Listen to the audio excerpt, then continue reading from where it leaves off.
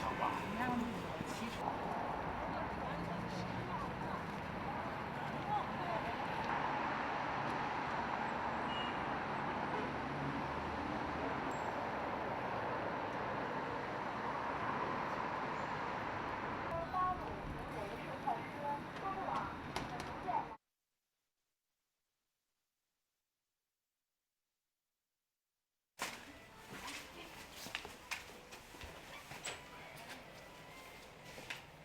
About half the teams in the factories trying to get the air purifiers.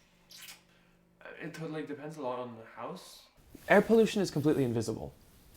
In your house, you have no idea if it's very healthy or hazardous. You really can't tell. And so we wanted to create a device which would be really easy to use, really affordable, and tells you, are your air purifiers working? Are you breathing healthy air? The other guys are doing deliveries, and we've seen in Beijing, I would say on average, if there's no sort of air purification, indoor air will be 20 to maybe 30% better than outside if the windows are closed. And so when it's 400 outside, you're still breathing hazardous air inside. I mean, it's like sleeping next to a bonfire. 那这个肯定是没有问题，没有，卧室肯定都没问题。刚才他已经帮你拿了2个是吧？对对对。OK， 好。就是每一个屋子放2台，是吗？是这样吗？看家里有多大各方面。家里大概是有多少平米？200多平米。我觉得任何一件事情也都是好事。之前呢，可能中国人对于环境保护的意识没有那么强烈，即使政府再呼吁，但是大家都认为是与自己没有关系的事情。可是呢，现在你自己去体会了，那么呢，我觉得全民对于环保的意识反而应该经过这一件事情提高了，那么可能对未来会是一件好事。Other cities as well, Shanghai, the air is very nice. Hangzhou, the air is nice. Chengdu, just Beijing.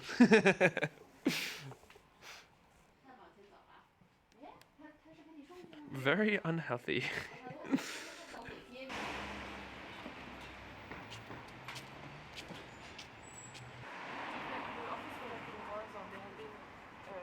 Air to turn good.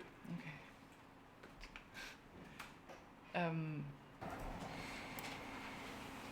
Tomorrow morning, we will see a big shift from very high pollution level to...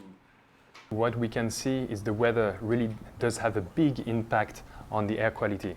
So emissions are kind of constant. But it's really about how the weather is going to be to blow away the air pollution. So I think that's something that is very important, because we can't change the weather, but we can change the emissions. And what we have seen back at the end of August of this year, once the government implements very good policies about, for example, closing factories, reducing car emissions, we can see the dramatic impact on the air quality. This device, the best use is to have it indoor to really control your air quality inside your house. So this is mostly to be used indoor, even though that can be used outdoor. Artificial intelligence has learned already about 6 to 7 years of previous data. So it knows that tomorrow, under the current weather conditions, under the current pollution emissions, there's a big chance. So it's like we talk about probability, like 80 or above 80% chance to actually have this air being cleaned out. As you can see right now in Beijing, we have a terrible air quality, so above 300. Yet if we check the forecast, actually what we see is that tomorrow the air quality will drop to 150 early in the morning, and then by 11 o'clock we'll have actually relatively good air quality.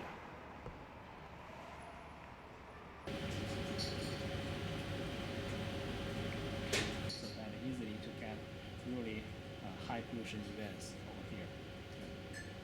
Based on our forecast, actually they can pick up what is the best time window to release such kind of red code and take several actions to reduce the overall impacts for those emissions on the pollution levels.